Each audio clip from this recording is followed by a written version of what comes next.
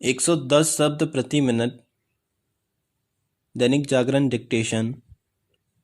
Duration 10 minutes. Ready.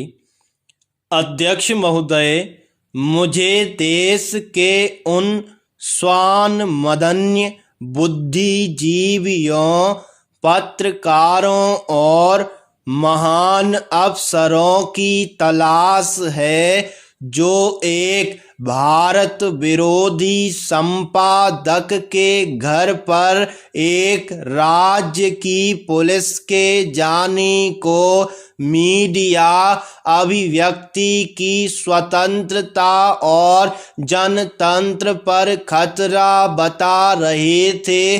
Maharashtra के पालघर में 2 साधुओं को पुलिस की मौजूदगी में पीट कर हत्या उनके लिए सामान्य बात है। इस घटना पर उनका रवैया ऐसा है जैसे जो हुआ ठीक हुआ।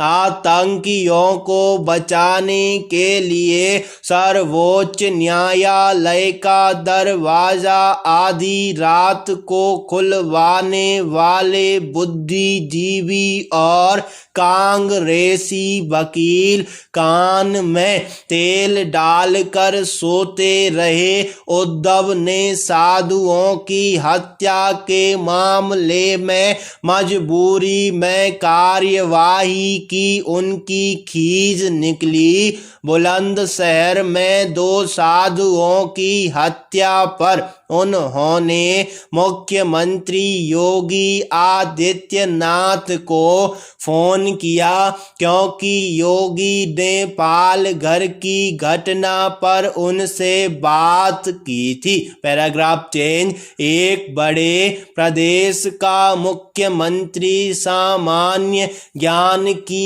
यह बात समझने में असमर्थ रहा कि रंजिश में हत्या और पुलिस की निगरानी में कई 100 लोगों द्वारा 2 साधुओं और उनके ड्राइवर की हत्या में क्या फर्क है। जनतंत्र के लिए पहरुए ने अभी तक पालघर की घटना को मॉब लिंचिंग नहीं बताया और ना ही असहिष्णुता का ढोल पीटा। इस मॉब लिंचिंग पर तीखे सवाल पूछने वाले अर्नब गोस्वामी से मुंबई पुलिस ने 12 घंटे पूछताछ अवश्य की। अर्नब के खिलाफ कांग्रेसियों का देशव्यापी आर्तनाद तो सुनाई दिया पर साधुओं की हत्या पर सन्नाटा रहा।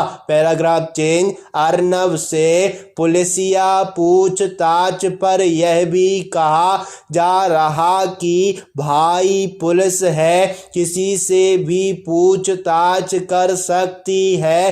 बात तो ठीक है, लेकिन 2 तथ्यों पर गौर करना जरूरी है। सुप्रीम कोर्ट ने महाराष्ट्र सरकार को हिदायत दी थी कि 3 हफ्ते तक उनके खिलाफ कोई कार्यवाही नहीं होगी। 12 घंटे थाने में बैठाकर रखना उत्पीड़न नहीं है। यह कहने वाले याद रखें कि किसी दिन यही बयान उनके खिलाफ भी इस्तेमाल हो सकता है।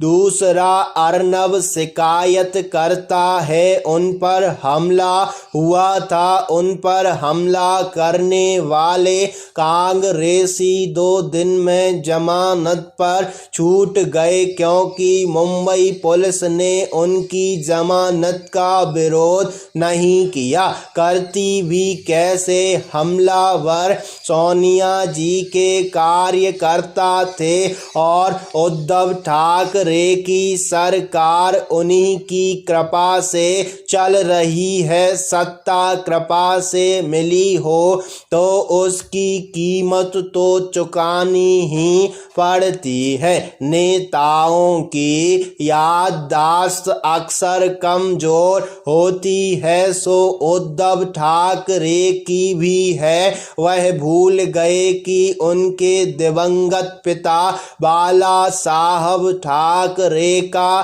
सोनिया के बारे में क्या विचार था, पर बाला साहब की राजनीति सोनिया की कृपा की मोहताज नहीं थी। Paragraph change. अर्नब के खिलाफ जो 150 FIR दर्ज हुई हैं, वे इसलिए दर्ज हुई हैं कि सोनिया जी का नाम लेने की हिम्मत की। जो सोनिया जी का नाम लेगा उसकी हिम्मत तोड़ना और सबक सिखाना जरूरी है। वास्तव में दरबारी कांग्रेसियों की आंखें सोनिया जी की विराटता देखने की इतनी आदी हो चुकी है कि उन्हें सूक्ष्म दिखता ही नहीं। उन्हें सोनिया के जन्म के देश और शादी से पूर्व का नाम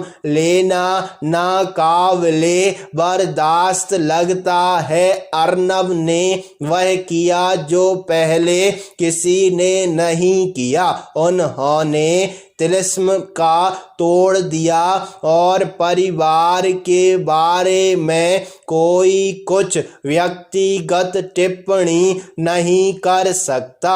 आप इस देश के प्रधानमंत्री को गाली दीजिए। संवैधानिक पद पर बैठे किसी व्यक्ति ने यहाँ तक कि सुप्रीम कोर्ट के मुख्य न्यायाधीश के बारे में भी कुछ बोलिए, वह सब संविधान से मिली वाणी स्वतंत्रता के दायरे में आता है। आप चाहें तो इस देश के खिलाफ भी बोल सकते हैं। इसे आपका मौलिक अधिकार माना जाएगा जिसे कोई नहीं छीन सकता, पर कांग्रेस की नज़र में भारतीय संविधान का एक अलिखित अनुच्छेद है जो लिखे हुए संविधान से भी ज्यादा महत्वपूर्ण है, और वह यह कि परिवार संवैधानिक व्यवस्थाओं और कानून से ऊपर है। Paragraph change. आज जिस तरह की पत्रकारिता और खासकर टीवी पत्रकारिता हो रही है, उसमें कोई यह दावा नहीं कर सकता कि उसकी कमीज दूसरे से ज़्यादा सफ़ेद है। कोई लुटियन मीडिया की बात करता है तो कोई गोदी मीडिया की अपना अपना एजेंडा चलाने का समय चला गया।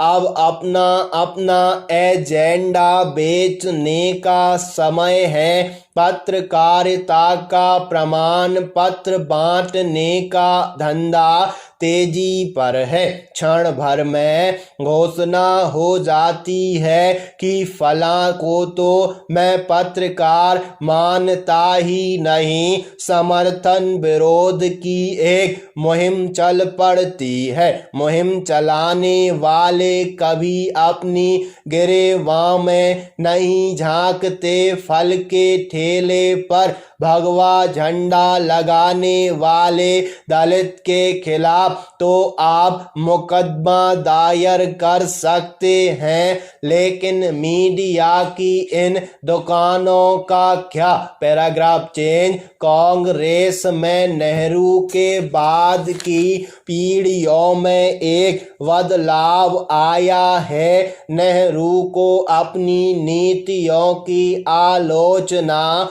बर्दाश्त नहीं थी। इसे रोकने के लिए 1951 में संविधान में पहला संशोधन हुआ।